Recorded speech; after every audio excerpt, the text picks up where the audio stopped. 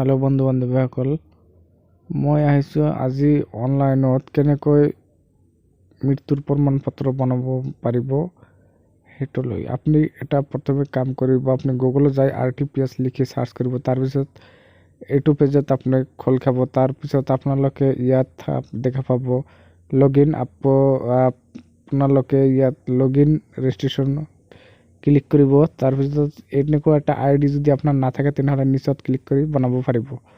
তো মোৰ আছে, সেইকাৰণে মই ডাইৰেক্ট লগইন কৰি দেখাই দিছোঁ। আৰু আপোনাৰ ইয়াত এতিয়া সাৰ্চ কৰিব লাগে ডেট, এনেকুৱা লিখি সাৰ্চ কৰিব।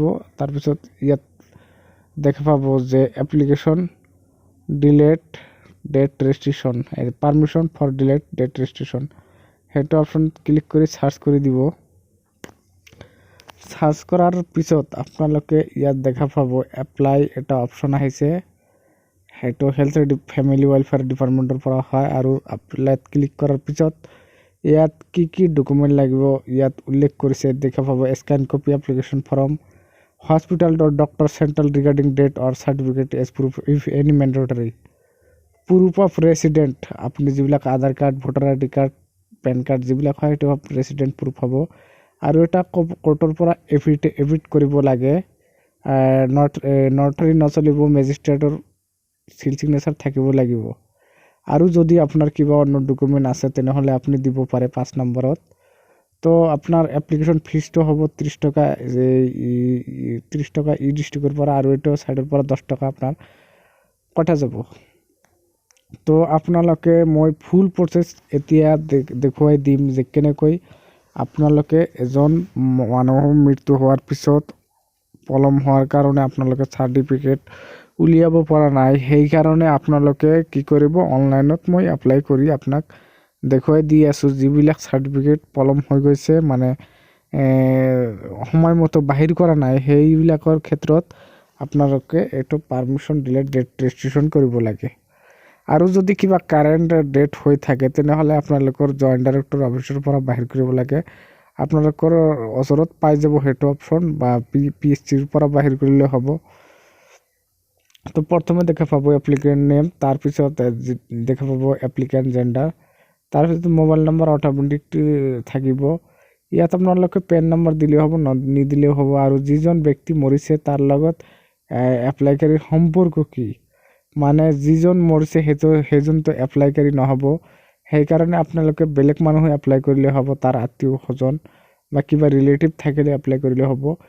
যিবিলাক ডকুমেণ্ট আপোনালোকে প্ৰুফ অফ ৰেচিডেণ্ট যিয়ে এপ্লাই কৰি আছে তাত দিব লাগে। আৰু ডেট প্ৰুফ হিচাপে আপোনালোকে একটা ডেট ৰিপৰ্ট যিটো আছে, আপোনালোকে ডেট ৰিপৰ্টত হস্পিটেলত কিবা প্ৰাইভেট চৰকাৰী হস্পিটেলত বা কিবা প্ৰাইভেটত চিল চিগনেচাৰ মাৰি আনি আপোনালোকে আশা আৰু এনামৰ সই লাগিব সেইটো ডেট ৰিপৰ্টত। তো এতিয়া মই কি দি আছোঁ, মৃত্যুৰ তাৰিখ দি আছোঁ, তাৰপিছত মৃতকৰ বয়স কিমান, তাৰপিছত ইয়াত মৃত্যুটো ক'ত হৈছে, ঘৰত না হস্পিটেলত। তেনেহ'লে মই হাউচ দি আছোঁ, কাৰণ সেইটো পলম হৈছে, মই সেইটো নাজানো, সেইকাৰণে ঘৰ দি আছোঁ। ইয়াত আপোনালোকে মৃতকৰ বয়স কিমান আছিল মৃতকৰ সময়ত, আৰু এড্ৰেছটো দিব।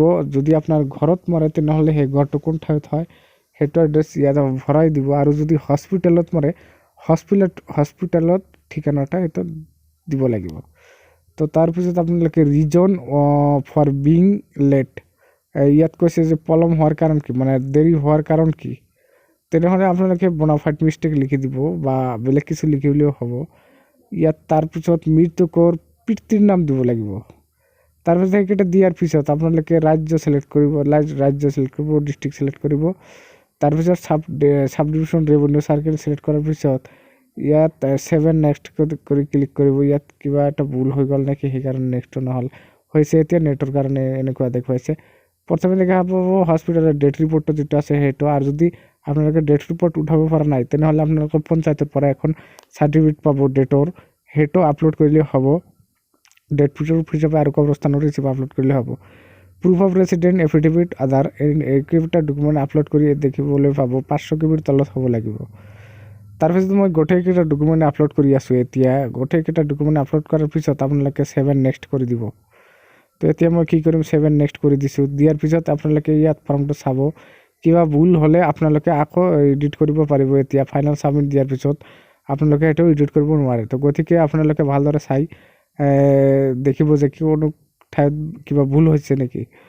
তো আপোনালোকে মই এটা কথা কৈ আছোঁ এতিয়া, কথাটো হ'ল যে আপোনালোকে যদি কিবা ডেট ৰিপৰ্টটো উঠাব পৰা নাই কিবা কাৰণত বা সেইটো সমস্যা আছে আপোনাৰ, তেনেহ'লে পঞ্চায়তৰ পৰা এখন ডেট ৰিপৰ্ট লওক আৰু কবৰস্থানৰ ৰিচিপ্ট, যি কবৰস্থানত মাটি হৈছে আপোনালোকে তাত যাব। তাত গৈ আপোনালোকে ক'ব যে মানুহটো মৰিছে, মোৰ কবৰস্থানত এতিয়া ৰিচিপ্টটো লাগে, তো দি দিব। এই ৰিচিপ্টকেইটা নিয়ে আপোনালোকে এতিয়া দেখিবলৈ পাব মেক পে'মেণ্ট। মই পে'মেণ্ট কৰি দিম। এতিয়া পে'মেণ্ট আপোনালোকে 10 টকা কটা যাব। আপোনালোকে UPI ID আৰু ইণ্টাৰনেট বেংকিঙৰ পৰা কৰিব পাৰে।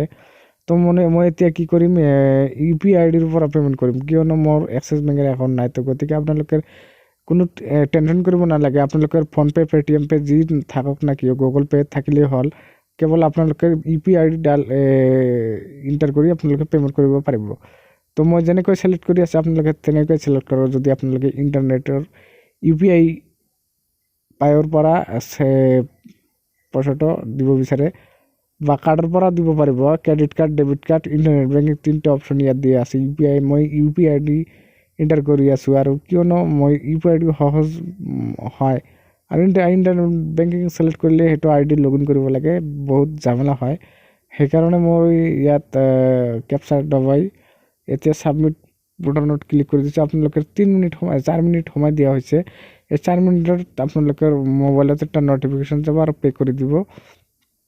পে'টিএম বা গুগল পে'ৰ নটিফিকেশ্যন যাব। আপোনালোকক 10 টকা পে' কৰি দিছোঁ মই। এতিয়া কি হ'ব, ৰিচিপ্টটো জেনেৰেট হ'ব। ৰিচিপ্টটো জেনেৰেট হোৱাৰ পিছত আপোনালোকে 1 মাহ বা 15 দিন ৱেইট কৰিব লাগে। ৱেইট কৰাৰ পিছত আপোনালোকৰ সেইটো এপ্ৰুভ হৈ যাব। আৰু যদি কিবা ডকুমেণ্টৰ কমতি হয় তেনেহ'লে আপোনালোকৰ সেইটো ৰিভাৰ্ট কৰি দিব। ৰিভাৰ্ট মানে যথেষ্ট ডকুমেণ্ট এনেকুৱা এটা লিখা থাকিব। তো গতিকে আপোনালোকে মই আকৌ ID লগ ইন কৰি দেখুৱাই দি আছোঁ ৰিচিপ্টটো কেনেকুৱা হয়। ৰিচিপ্টটো ট্ৰেক কৰিব পৰা ইয়াত মাই ট্ৰেনজেকশ্যনত মই এতিয়া ক্লিক কৰিম। ট্ৰেনজেকশ্যনটো ছাকচেছফুল হোৱা নাই, গতিকে সেইকাৰণে এইটো আহিছে। ট্ৰেনজেকশ্যনটো যেতিয়া ভেৰিফাই হৈ যাব তেনেহ'লে তাৰপিছত আপোনালোকে ৰিচিপ্টটো ওলাব। মই এতিয়া ৰিচিপ্টটো জেনেৰেট কৰি দেখুৱাইছোঁ। ৰিচিপ্টটো জেনেৰেট হোৱাৰ পিছত আপোনালোকে ট্ৰেক কৰিব, মাজে মাজে ট্ৰেক কৰি থাকিব। কাৰ পৰা ক'লৈ যা আছে মানে সেইটো দেখাব। আপোনালোকে গম পাব যে কামটো কিমান দূৰলৈকে গৈ আছে। যেতিয়া দেখাব DPS বা এপ্ৰুভিং অথৰিটি, তো আপোনালোকে সেইটো টাইমত এপ্ৰুভ হ'ব। তো এইটো অহাৰ পিছত মই সেইটো চাই আছোঁ যে এইটো মই এপ্লাই কৰিলোঁ সেইটো এপ্লিকেশ্যন নম্বৰটো ইয়াত কথা মই খুজি আছোঁ, মিলা নাই মতে।